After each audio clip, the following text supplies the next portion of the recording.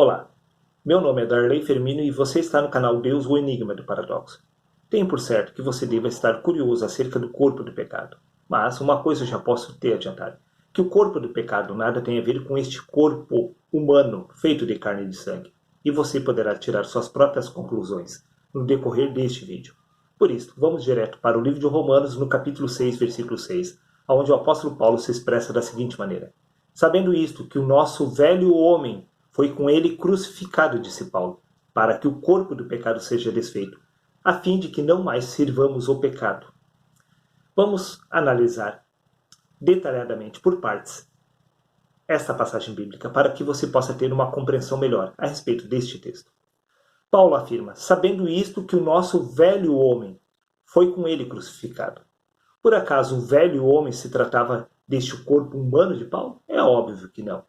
Paulo em nenhum momento foi crucificado com Jesus lá na cruz.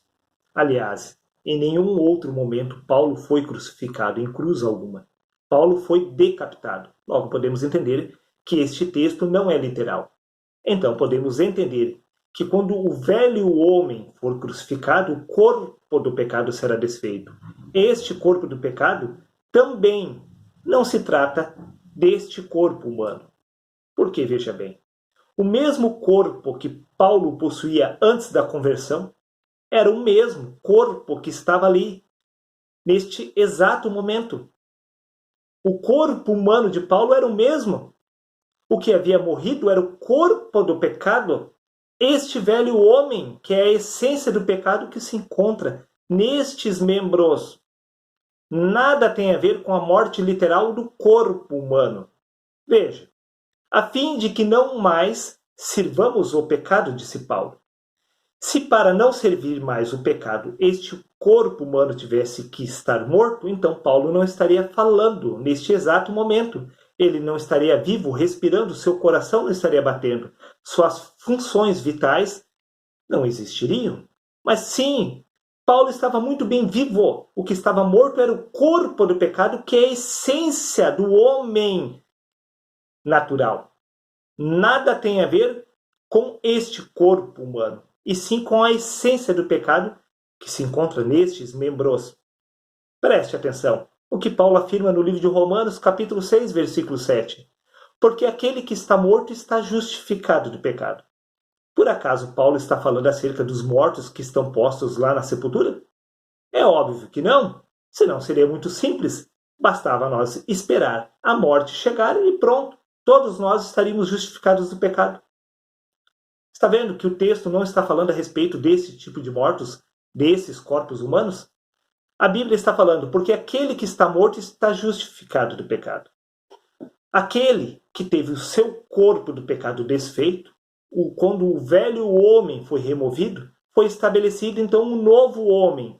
Este novo homem se trata do corpo de Cristo.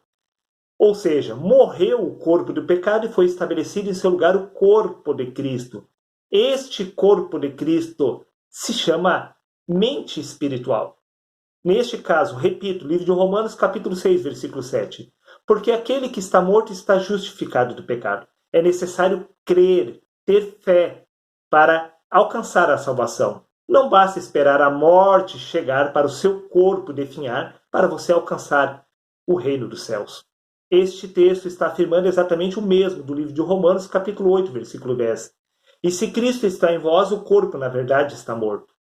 Não que o coração tenha parado de bater, mas o corpo do pecado, este velho homem, foi desfeito. Se Cristo está sobre a sua vida, você já possui a mente de Cristo, e não mais uma mente carnal. Sim, uma mente humana. É disto que este texto está afirmando, conforme consta no livro de Romanos, capítulo 8, versículo 6. A mentalidade da carne é morte, mas a mentalidade do espírito é vida. Neste caso, está aí o corpo do pecado. O corpo do pecado é uma mentalidade carnal que o homem possui. Esta mentalidade carnal deve morrer. Quando este homem vier a morrer, ou seja, este corpo do pecado for removido, será estabelecido Cristo em seu lugar. Então será o corpo de Cristo que estará vivo, não mais o corpo do pecado. Não será mais a sua carnal compreensão que estará no controle, e sim a mente de Cristo. Por isso que Paulo afirma, nós temos a mente de Cristo. Eles não tinham mais uma mente carnal, uma carnal compreensão a respeito do reino celestial. Neste caso, se há corpo natural, também há corpo espiritual. O corpo espiritual é Cristo. O corpo do pecado é esta mente humana, que é inimiga do espírito. Sim, nada tem a ver o corpo de Cristo com o corpo de Jesus. O corpo de Cristo não tem nada a ver com este corpo humano de carne e de sangue. O corpo de Cristo é a mente espiritual do próprio Deus.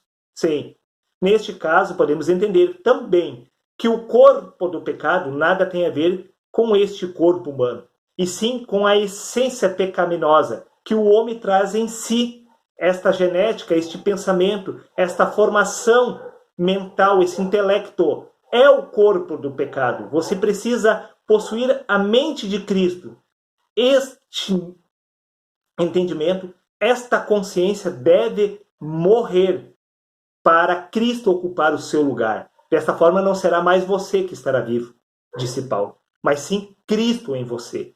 Não será mais o corpo do pecado, mas sim o corpo de Cristo, que é a mente espiritual do próprio Deus. Está dado o recado, um abraço a todos e até o próximo vídeo, meus amigos.